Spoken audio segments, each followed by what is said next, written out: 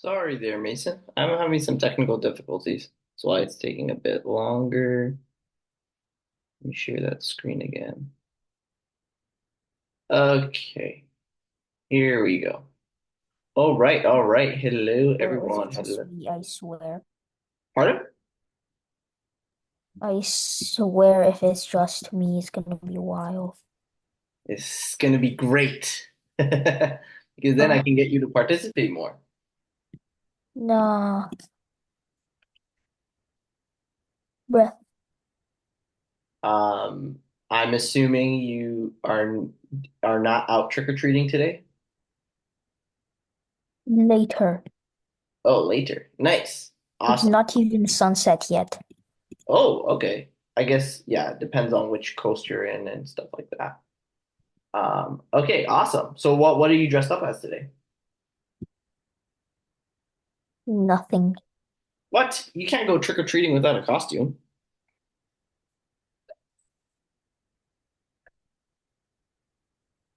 You're just gonna go as nothing still? Yeah, I'm not gonna go out. You're not gonna go out?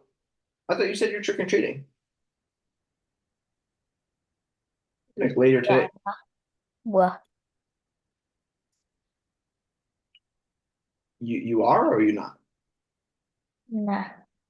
Oh, oh, okay. Oh, okay. Then yeah, then you don't have to dress up, of course. Awesome. Okay, well, let's get started then. Happy Halloween first and foremost. This is one of my favorite holidays of the year. I'm assuming, are you a big fan of Halloween? Hmm, Christmas better. Christmas is better. Okay, but okay, fine. Christmas, and then what's your second best? Uh, Thanksgiving. birthday. Your birthday. Okay, okay, your birthday. Fair enough. And then after that, Halloween. Yeah, after that. Nice. Okay, that's pretty good. That's pretty high up. I would personally put Thanksgiving above Halloween now. Now that I'm a bit older, but before I would definitely put Halloween number one even. All right, let us get started. So the book of the day is Codename Verity by Elizabeth Weed. Can you read this for us? This one, the whole thing, bruh. Of course. Codename Verity by Elizabeth Green. October 11th, 1943, a British spy plane crashes in Nazi-occupied France. Its pilot and passenger are best friends. One of the girls has a chance at survival. The other has lost the game before it barely begun. When Verity is arrested by Gestapo, she's sure she doesn't stand a chance. As a secret agent captured in enemy territory, she's living a spy's worst nightmare. Her Nazi interrogators give her a simple choice: reveal her mission or face a grisly execution. As she inc- as she intricately weaves her confession, Verity uncovers her past, how she became friends with the pilot Maddie, and why she left Maddie in the wrecked fuselage of their plane. On each new scrap of paper, Verity battles for her life, confronting her views on courage and failure and her desperate hope to make it home. But would trading her secrets be enough to save her from the enemy? Awesome. Awesome. Okay. So, very interesting book. Highly recommend if you, especially if you're into a little bit of like, Don't you say that for literally everything?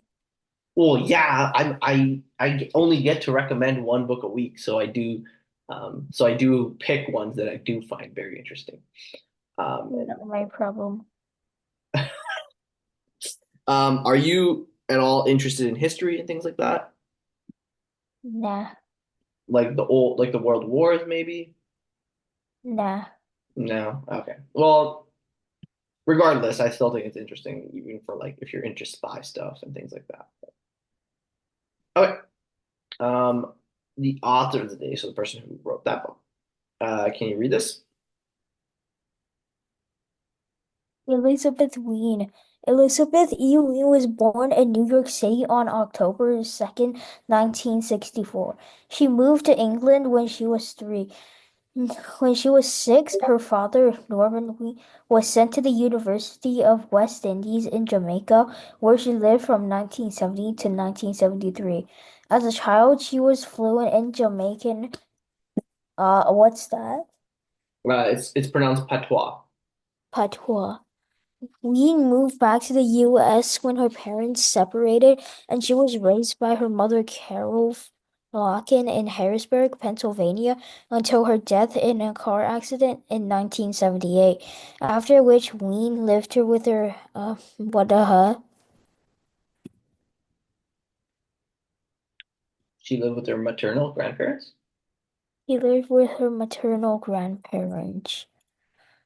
Uh, She wrote her first novel at the age of 11. Ween attended Yale University and, after a year of work study in England, spent 7 years getting a PhD in folklore at the University of Pennsylvania.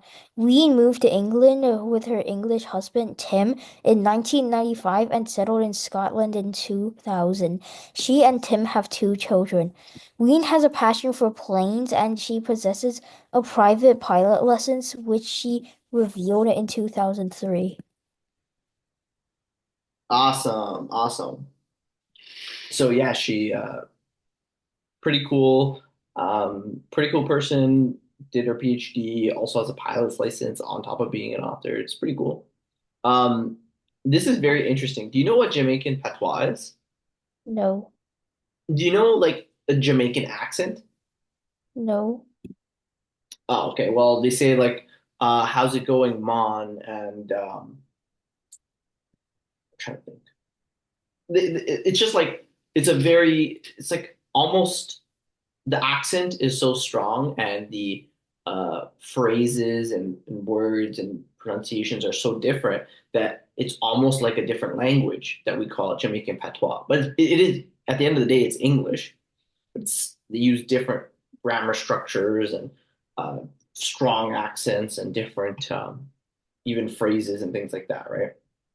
Cool. Like, oh, me not wanted would mean I don't want it, and it's so different from regular English that we call it. I okay, okay, I speak that at home for whatever reason. You unintentionally speak Jamaican patois. Because I'm like, I don't want to do grammar. Fair Grammar. enough. I'm at home anyways. Why should I care? Well, now if anyone, if your mom or dad corrects your English, you could just say you're just speaking Jamaican patois. Bleh. Okay, so very interesting quote here. Hope is the most treacherous thing in the world. It lifts you and lets you plummet.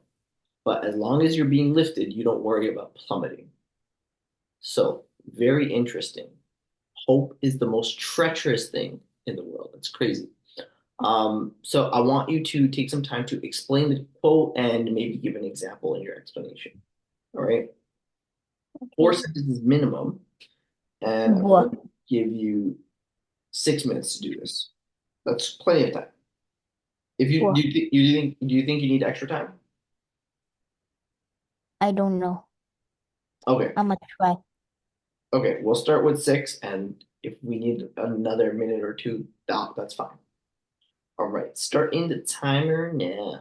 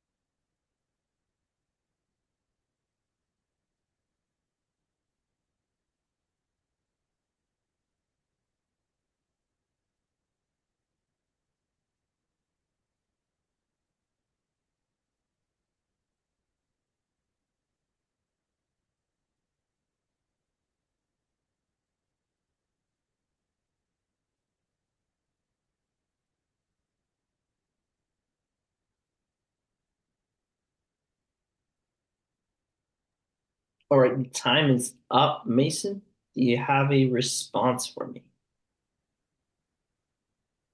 Nice. I can't write more. Okay, we'll see. All right. Can you read your response?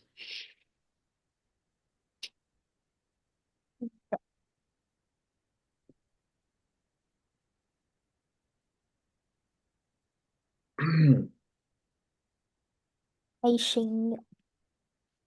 Pardon? I shame you. I can't. I can't. I I will not read. Why not? Wom- It's just you. wom- No, It's just you and me. no. All right, fine. Because you participated, because you responded, I will um, respect that and read it for you. The quote means that hope can help you achieve things, but can also sometimes let you down, and not to worry while you're being carried by hope. To me, hope, I'm assuming you meant doesn't help me that much, but makes me give up more often. Interesting. So, Yeah, cause like a lot of times I get hopeful and then something bad happens and then I'm like, yeah, nah, I ain't doing this and I can't do this. so having hope makes the letdown even harder, and then you quit. Yeah. Interesting. Okay, that's a very interesting take, right? So you say you'd rather have no hope and still do something. That way, even if something bad happens, you didn't really have that much hope for it anyways. Nothing really changes, and then you can continue doing it. Yeah.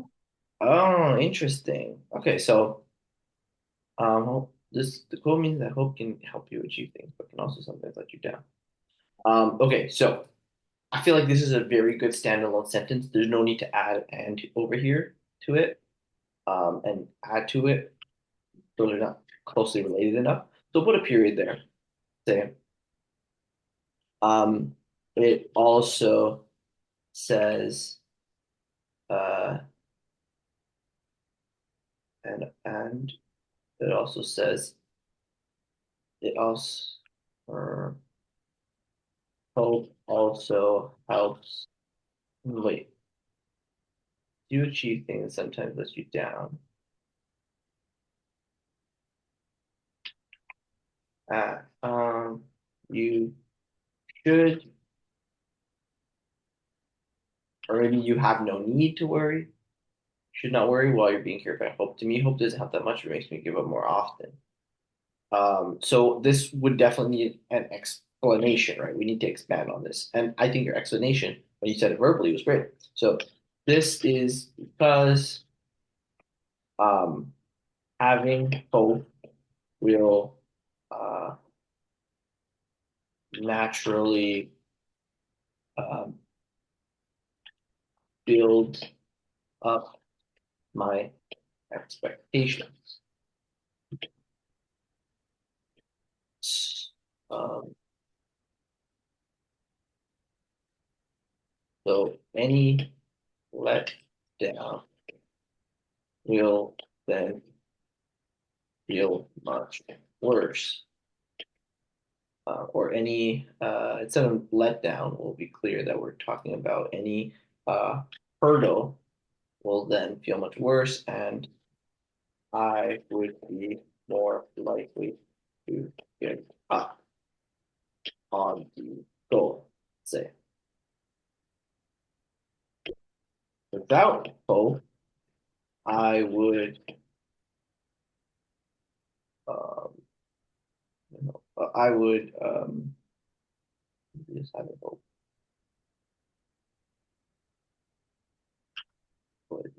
Without hope, I would um, not have any expectations, but I would still continue towards my goal, and hurdles or setbacks won't feel as bad. And feel like that. Uh, therefore,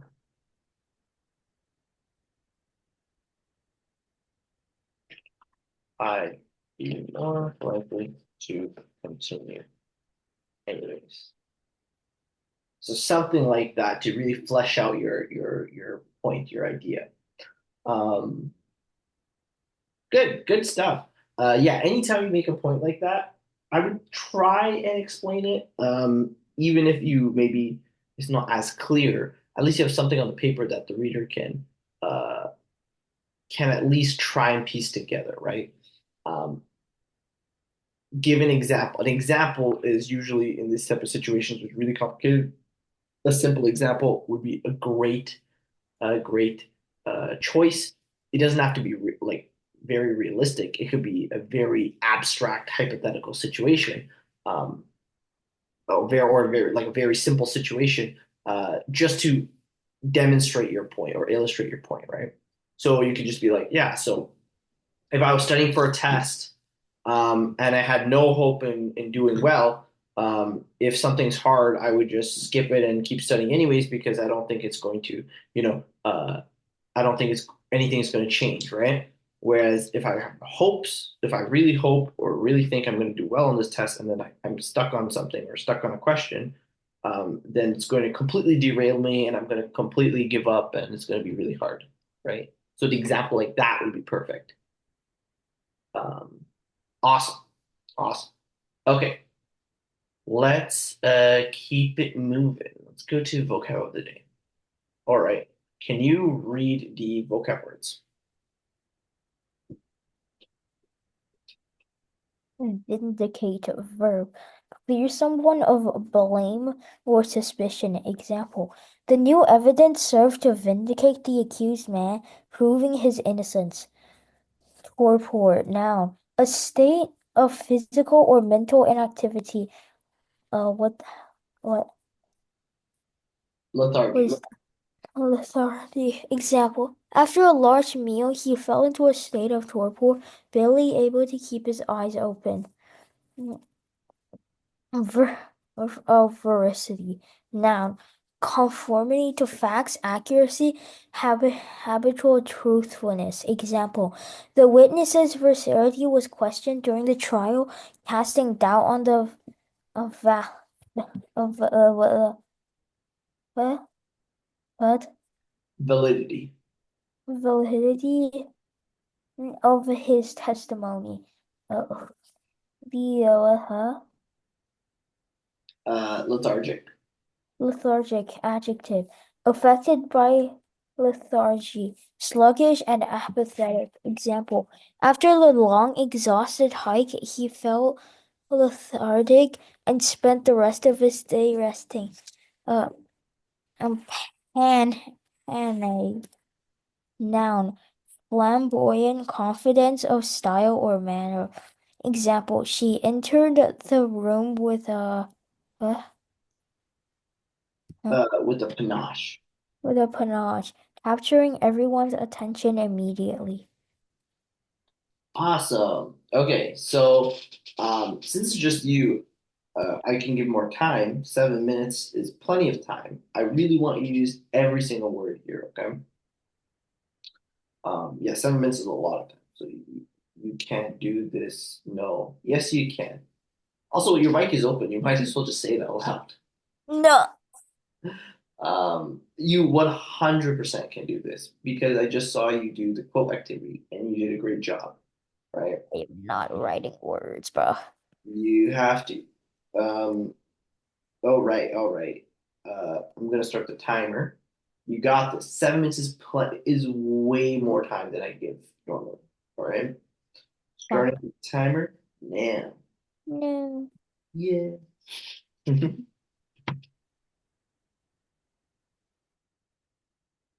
Here, I'll even throw these words in the chat. So if you wanted to like copy the word, instead of typing it out, you'll have it.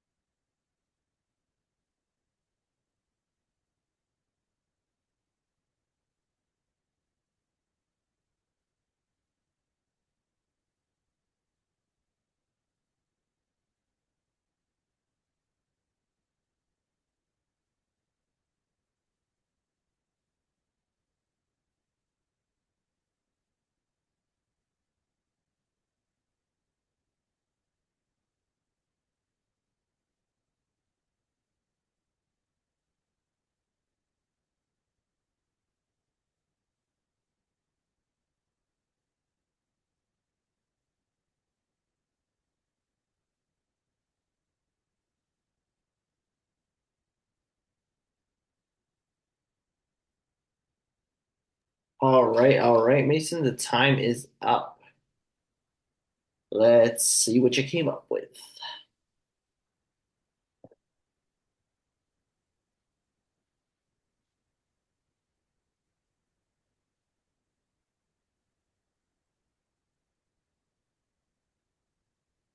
Mason, do you need more time?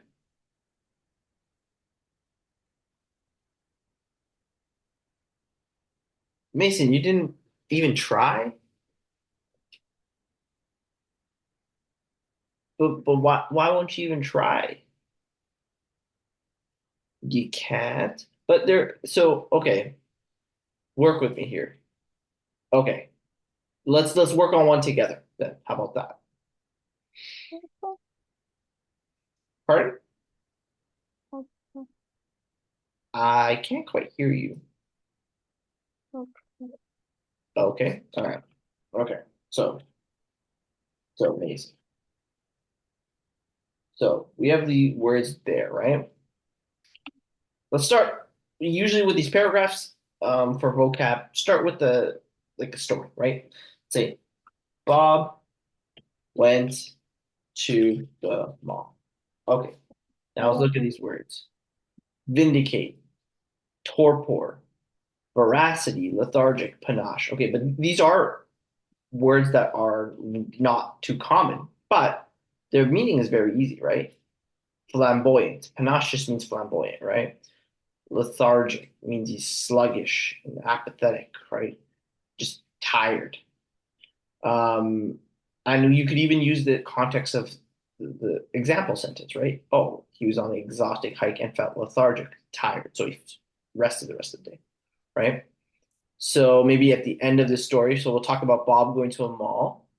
Um, and uh,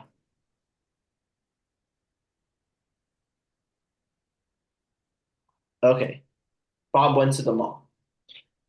Then because vindicate is about clearing someone of suspicion, and veracity is about sticking to the facts, being truthful. Maybe we can say Bob got accused, right? Then uh, at one of the stores, the security guard grabbed Bob and accused him of stealing. What did bro do?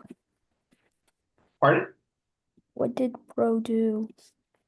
Well, apparently the security guard accused him of stealing, right? So Bro has to now vindicate himself, right?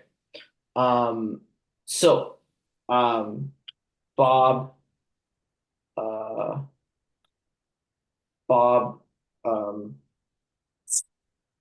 denied the accusation and explained or and described his you know his activities throughout the day with veracity,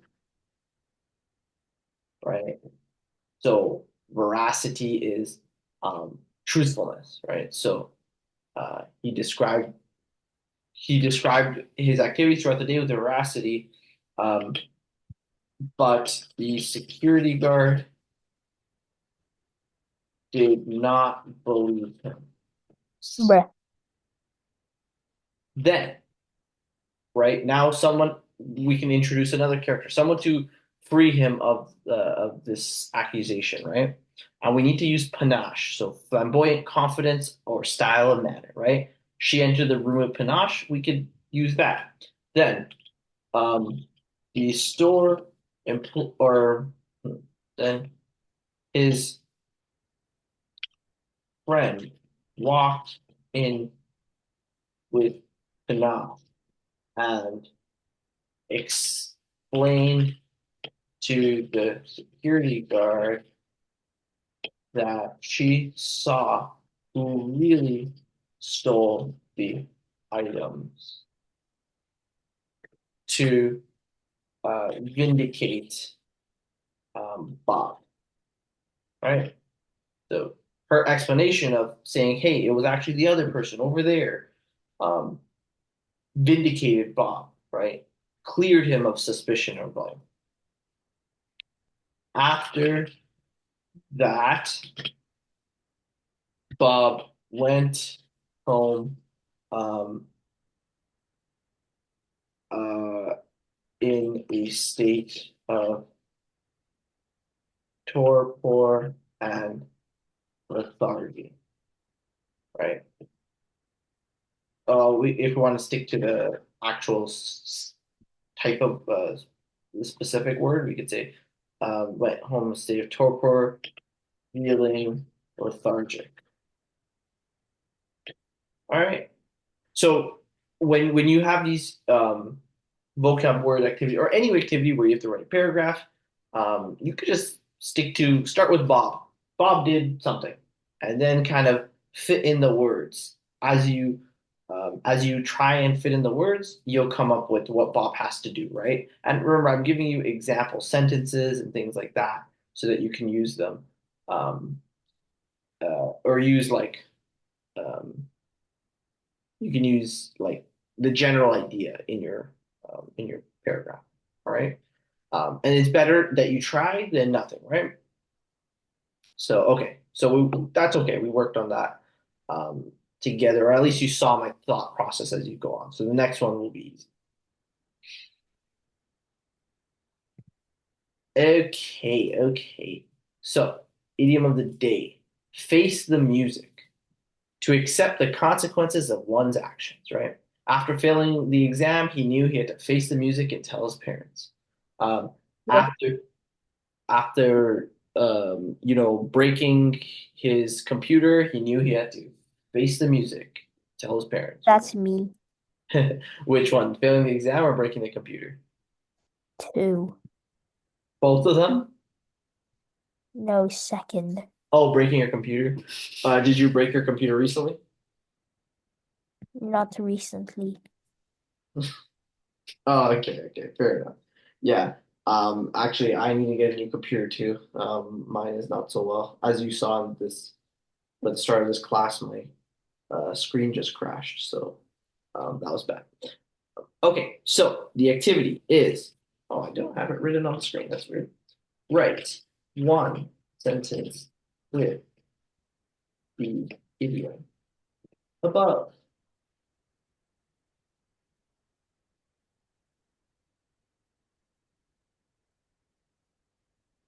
All right, I'll give you uh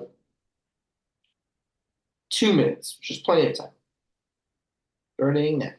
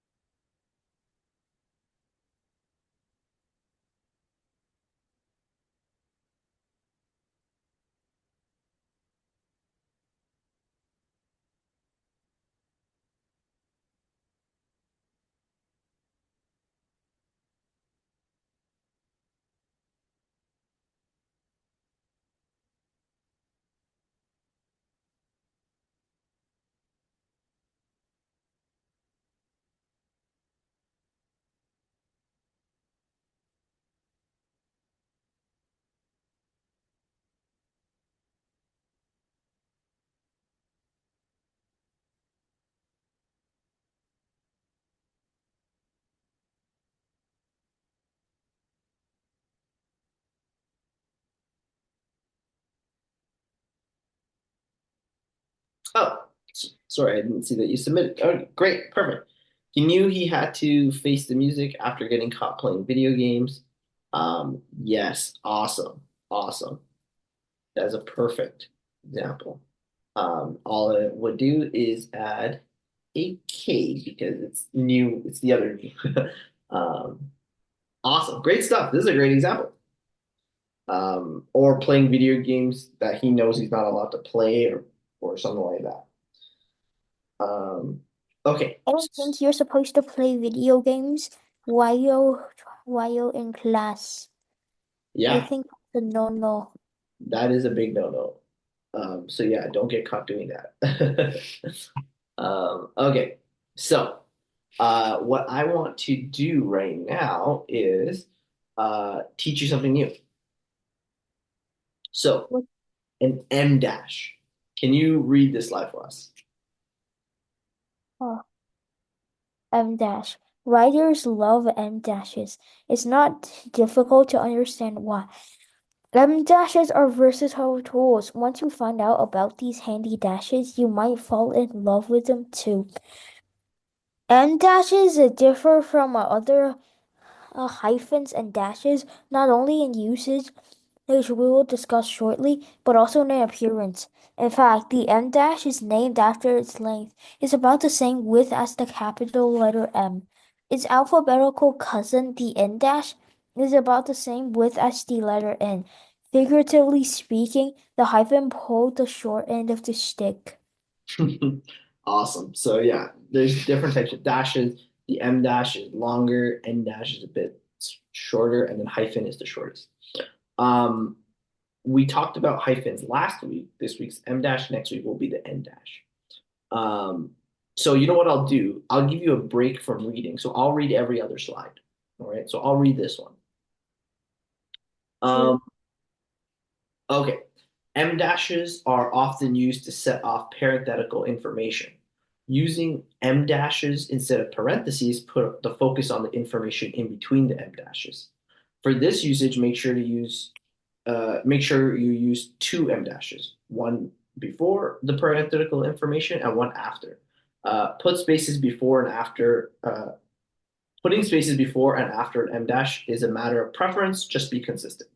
Consider the examples below for a reference. So, firstly, parenthetical information. You know, when you're writing a sentence and you say, like, you're like, oh, sorry, you're writing a sentence and you're like, Bob loves burgers because his mom did. Um, uh, but he hates fries. Okay. So this information, No, he hates fries. That's wild, some people don't like fries. I know one of my coworkers doesn't like fries. bruh. Um, well, okay, they say they don't, it's not that they don't like fries, they just would rather any other side besides fries. So like they rather salad, they'd rather potato wedges, they'd rather onion rings. Like fries is like the Oh, last. aren't potato wedges just like just fries, Yeah. but less oily? Well, sometimes they're just as oily, depends on where you get it. Like they're just big, thicker fries basically. But yeah, sometimes they're baked. Like you can get baked potato wedges, and then there's not like a lot of oil on them. They're not deep fried. And then some places will still deep fry them even if they're potato wedges, right? So it's like preference. But yeah, this person they prefer baked potato wedges. And they even like onion rings and everything more than fries. They think fries are the weakest side dish. Ain't no way, bro. Wild. Yeah, pretty wild. It is pretty interesting. Um, but yeah, so in this situation, the because his mom did is parenthetical information. It's not necessary for the sentence, but it does give you a little bit of extra information, right? So anytime you want to do something like that, you can use um, M dashes. But the difference is in this case, you don't really want to focus on the because his mom did it, right? It's sort of just really extra information. But when you're using M dashes to set off information like that, you are putting a little bit more focus on it. You want the reader to understand that this is a little bit more important than putting it in parentheses. So I'll read a couple of these examples. While I was shopping, wandering aimlessly up and down the aisles, actually, I ran into our old neighbor. So there's more information. They want to focus on it. Maybe they want to treat it like a joke here. An etymological dictionary is one of the few books, no, it's the only book you'll ever need, right? Um, there has really been an increase, though opposed fiercely by many people, in alternative education practices.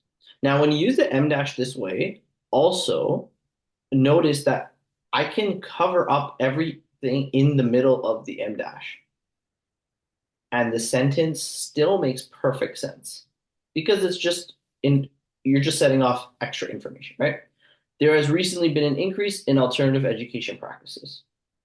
Or let's do this one. He was going to call off the project when the client increased payments. Great. Traveling. That is, traveling by public transit can be a relaxing activity for bringing music and reading material along with you. Now, if I take this out, traveling can be a relaxing activity if you bring music and reading material along with you. See, so that's how that's done. That's one example of how to use the MDAC. Okay, let's try another one. So it's a little bit, it's almost the same thing, really, as the last example. An A positive is actually, can you read this slide?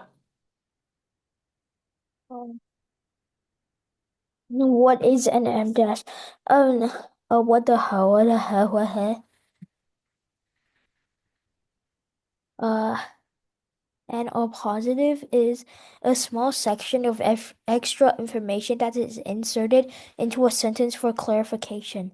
Commas are usually used to offset the of a positive, but if the positive contains one or more commas, adding additional commas would be confusing for the reader. When using it in a positive that contains a comma, offset it with dashes instead. Awesome, awesome. Okay, so can you read these examples? Oh, I cut off the EX in example. Ample. Four of us, Mike, Amanda, Katie, and I went to the conference last week. Mr. M glanced, what the hell, what the hell? Surreptitiously. Surreptitiously at his watch, his gold diamond encrusted watch, and suggested the meeting might adjourn for the day. If you need something, call my assistant, Catherine, not Margaret, and she'll help you.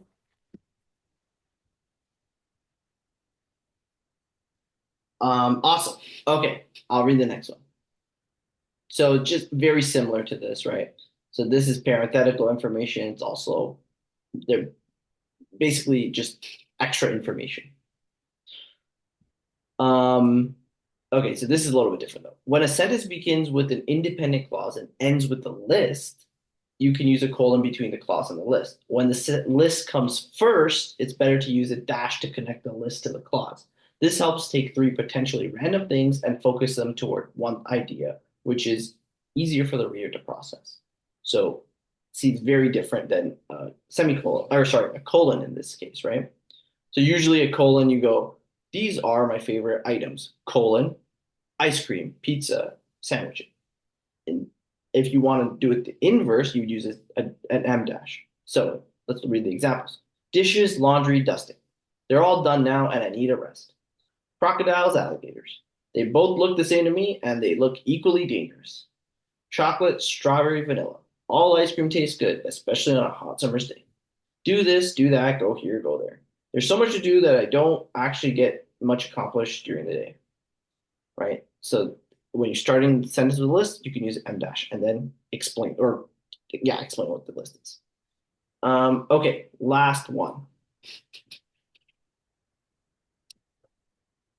Can you read Um, this? what? M dashes can also signal an interruption or sudden change in the direction a writer was heading in a particular sentence. This technique is best suited for creative or informal writing. If you use it in academic writing, you might look unsure of yourself. Consider the examples below. Mary, could you help me? No, Mikey, don't touch the sharp knife. Mary, can you please set the table? Exam. Dinner is at 6:30, not 6:29 or 6:31. Where the heck is my wait? What was I looking for? Would you please? Oh, never mind. I feel like this is most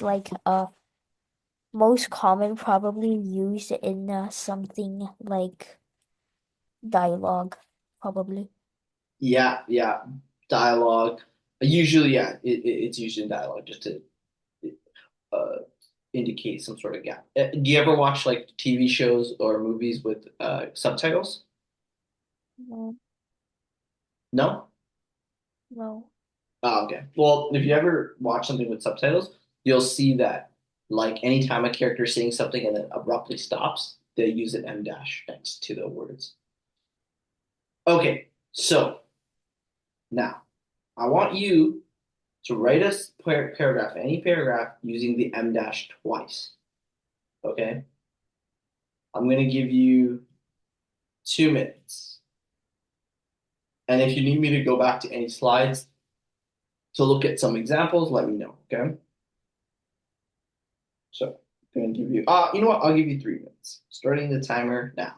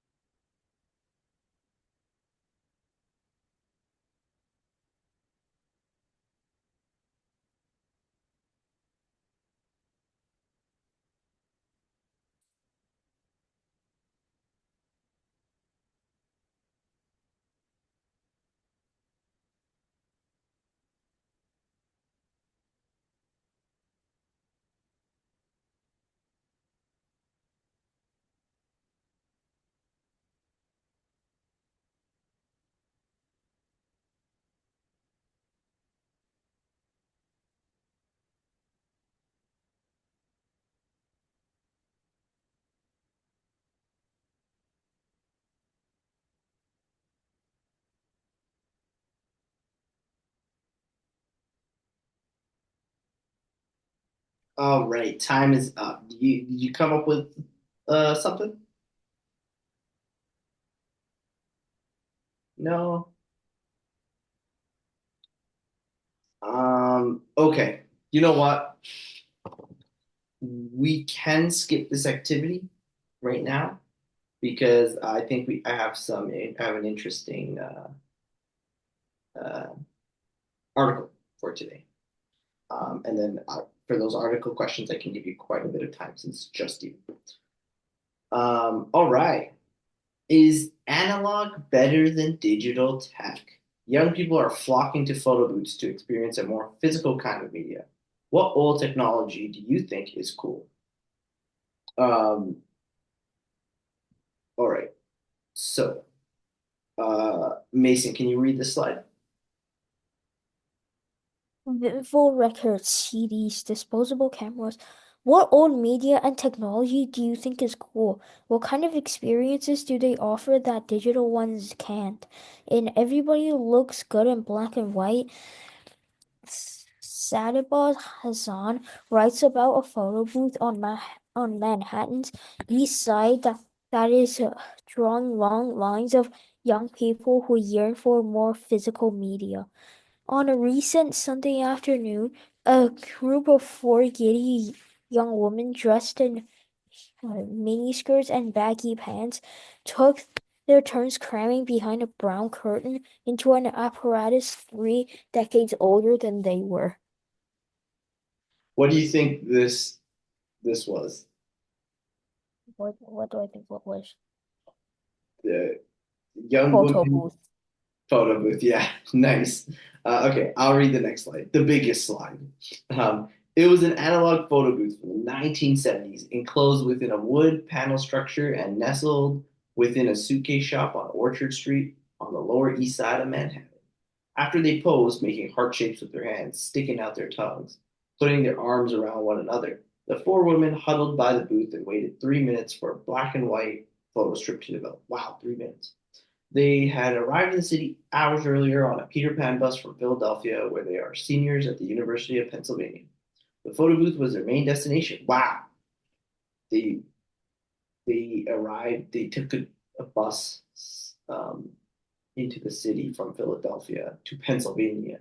Sorry, from Philadelphia to Manhattan, which is quite a way, mainly for the photo booth.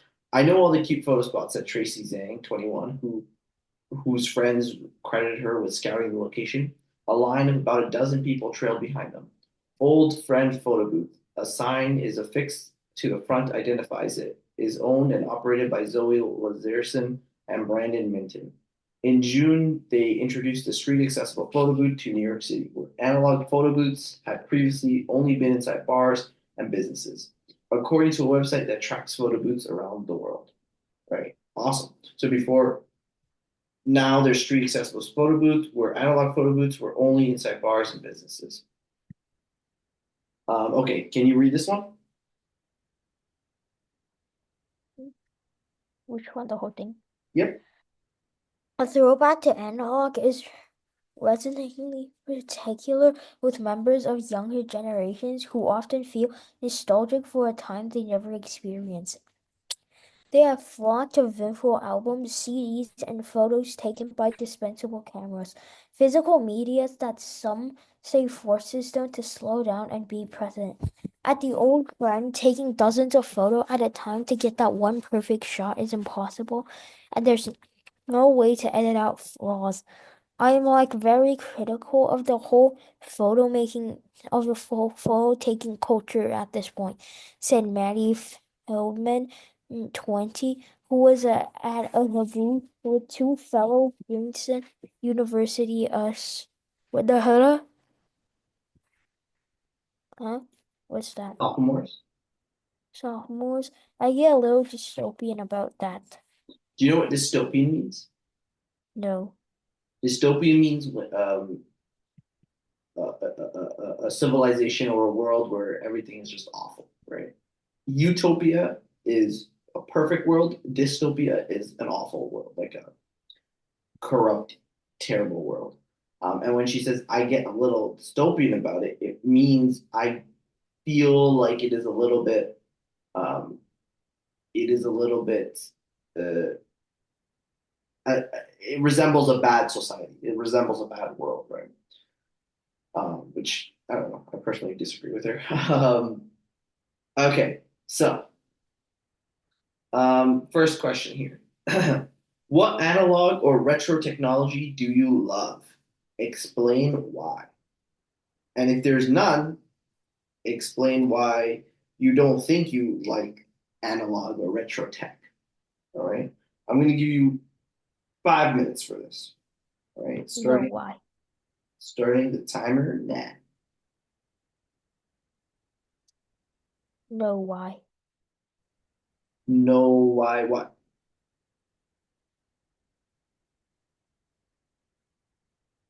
All right. Well, Okay. I'm not too sure what you said, but I'm going to give you 5 minutes to answer this question. Right. And if you don't have any retro technology that you love, explain um, why you don't like retro technology, like why you don't like photo booths or why you don't like um, analog watches and clocks and things like that. All right. Okay. I'm going to start the timer again. Starting now.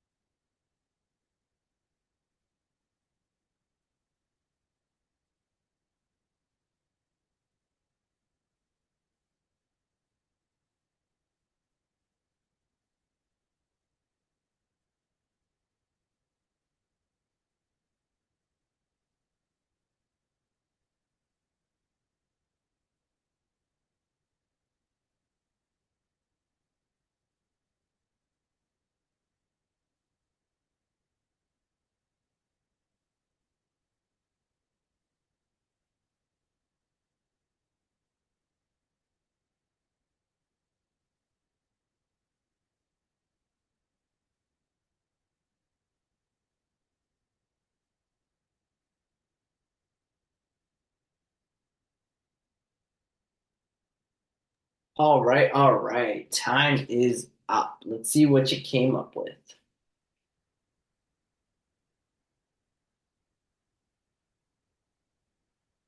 Do you need a bit more time? Okay.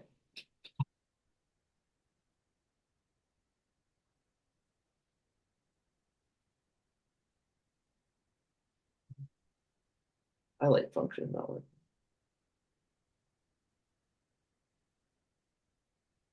Okay. You say, I prefer RetroCheck because it's better and more convenient than analog. It's also more advanced with cloud saving and stuff. RetroTech. RetroTech? What? RetroTech and analog are we're talking about both of them together, right? So I think what you mean to say, I think what you mean to say, I prefer new tech. New tech because it's better, more convenient. Analog, it's also more, it is also more advanced with cloud saving and stuff. So,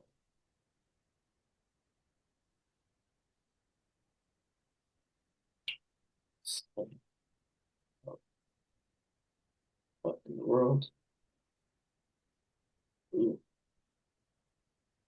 um, cloud saving and um, other uh, features, right?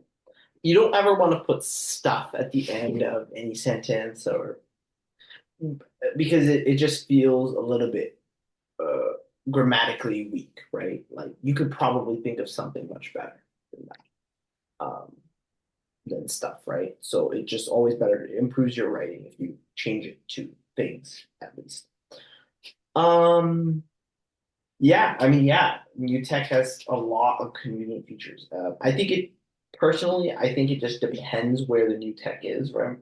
Like, I would not want a retro computer. Those things absolutely suck compared to new computers, which have way more space, way more computing power, way smaller, way easier to use, right?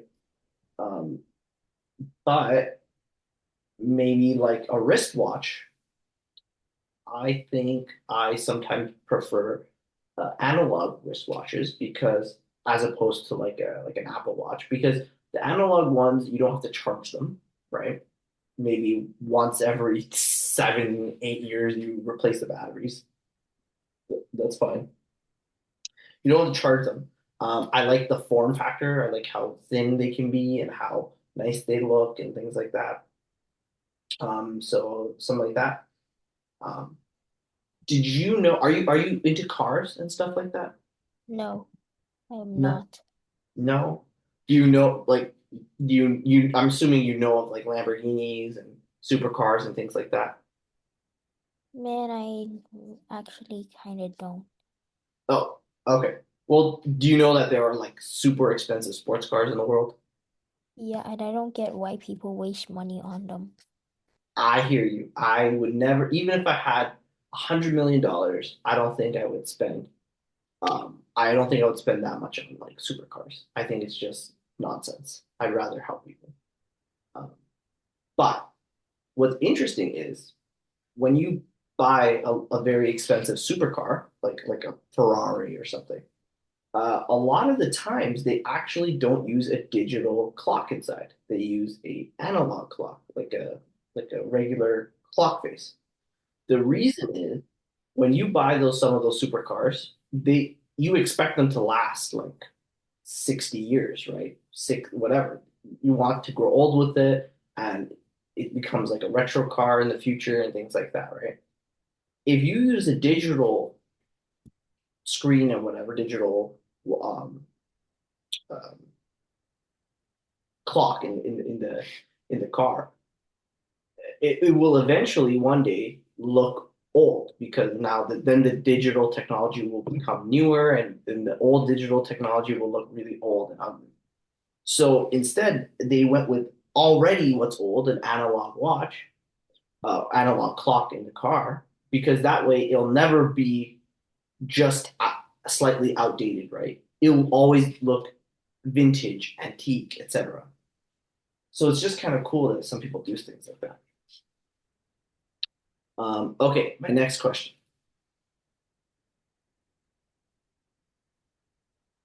Okay, why do you think Gen Z is drawn to retro tech like photo booths? And I will say also, um, what's it, Well, I don't know, but vinyl records.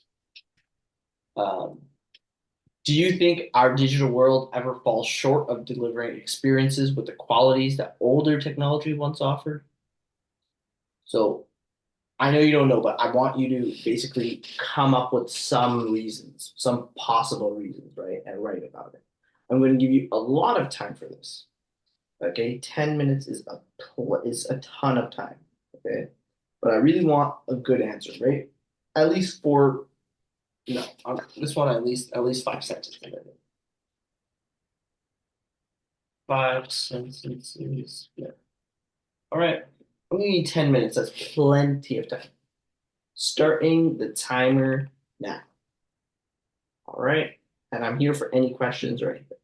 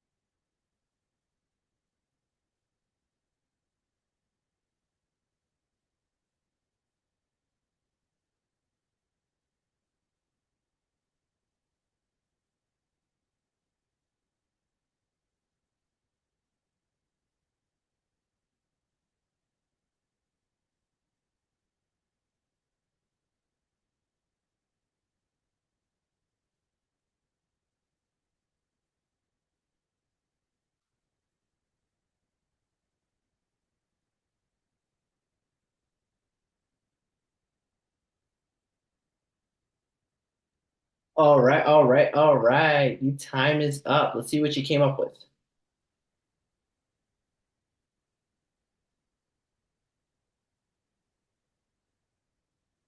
Mason, you didn't write anything that whole time? Why not? I gave 10 minutes. Why didn't you just say that you weren't gonna write at like 5 minutes, that you couldn't come up with something? Okay.